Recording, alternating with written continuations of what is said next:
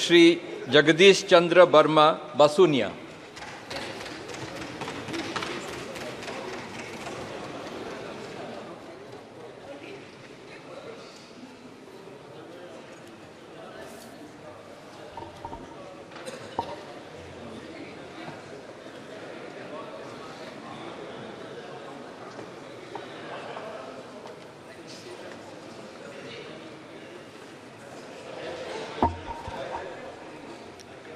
আমি জগদীশ চন্দ্র বর্মা বসুনিয়া লোকসভার সদস্য নির্বাচিত হইয়া ঈশ্বরের নামে শপথ করিতেছি যে আমি বিধি দ্বারা প্রতিষ্ঠিত ভারতের সংবিধানের প্রতি প্রকৃত বিশ্বাস ও আনুগত্য পোষণ করিব।